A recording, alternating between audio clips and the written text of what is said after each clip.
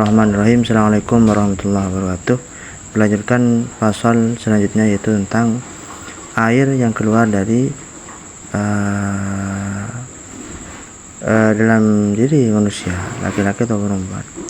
Dijelaskan di sini, Bismillahirrahmanirrahim, faslun wa kullu ma'in kharaja minas sabilaini najisun, bahwa sesuatu yang keluar dari kubur atau dubur, di belakang dan di depan, itu semuanya najis, illal maniyah, kecuali mani, karena asal penciptaan manusia selain dari tanah itu juga tercipta dari mani.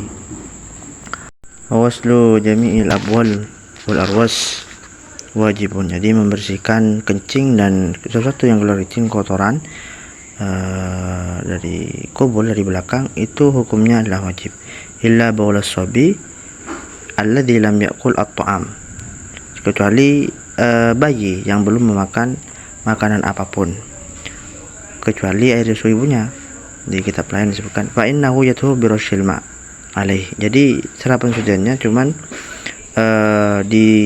disirami air jika ada bayi seperti itu. Tapi katanya kenyataan sekarang, bayi itu sudah dicekoki makanan selain air susu ibu, itu kadang dikasih air kelapa muda biasanya, maka airnya tidak menjadi najis yang cukup disiram seperti yang dijelaskan tadi, maka harus dibasuh, bukan birosyil ma'i saja. Wala yu'fa an syai'in minan najasat ilal yasir, jadi tidak diampuni dari suatu yang najis kecuali sedikit, seperti hanya darah. Itu jika sedikit maka dimakfu, ketika dibawa sholat tidak apa-apa, dimakfu. Minad dam wal qayhi, kemudian dari darah sudah disebutkan tadi, kemudian dari nanah, itu jika sedikit dimakfu juga. Wa ma la nafsah lahu sa'ilatun idza waqa'a fil ina wa mata fihi fa innahu la yunajjisuhu, jadi kalau seandainya ada hewan yang tidak punya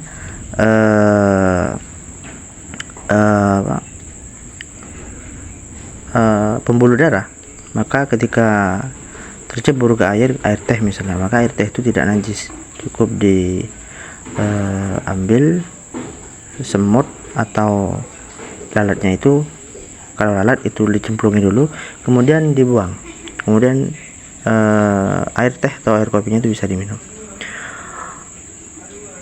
Wal hayawan kulluhu tahirun ilal kalb wal khinzir, semua jenis hewan semuanya itu adalah suci kecuali anjing dan babi. Wa ma tawallada minhuma aw min ahadima, kecuali adalah satu yang menjadi terjadi dari peranakan babi atau anjing, sebetulnya babi dengan sapi semuanya. Kemudian keluar sapi, maka sapi itu juga najis karena induknya itu berasal dari anjing atau babi. Wal maitatu kulluha najisatun illa samak wal jarad, semua bangkai itu semuanya najis kecuali bangkai ikan dan belalang, maka tidak najis walaupun tidak disembelih. Wal adami, kemudian bangkai manusia, itu juga tidak najis, makanya diadusi kalau orang atau dimandikan orang yang mati. Wa yusaluh al-ina min wuluwil kalbi wal khinzir sab'a marrat, kemudian ada wadah yang dijilat anjing atau babi, maka wadah tersebut cukup disirami dengan 7 air, ihdahunna biturab, kemudian salah satu dari 7 itu dicampuri dengan debu. Wa yusaluh, dicampuri dengan debu, artinya yang 6 itu di air biasa, kemudian yang satunya 7 di air persiapkan air, kemudian debu itu dimasukkan ke air, kemudian dikobok, kemudian disiramkan ke wadah itu. Wa yusaluh min sa'il najasa marratan wahidatan, jadi semua najis itu cukup dibersihkan satu kali saja. Ta'ti alaih wa thalath afdal, jadi kalau lebih dari 1, 3 semuanya, maka itu lebih utama. Sebenarnya kalau wa idza sebenarnya ada orang semuanya itu gusinya luka, kan keluar darah itu kan najis. Kalau seandainya sudah berkumur tapi satu kali itu sudah dibersihkan tetap keluar darah, maka darah yang keluar tadi itu sudah dima'fu karena sudah melewati satu kali. Wa idza takhallalat al-khamrah bi nafsiha tahurat. Jadi kalau seandainya ada khamr berubah dengan keadaan dirinya sendiri, artinya tidak dilempari sesuatu atau tidak dilakukan perubahan sesuatu terhadap khamr tersebut, maka halal khamr tersebut. Wa in takhallalat bi tarhi syai'in fiha lam tathur. Apa? Bukan halal tapi suci.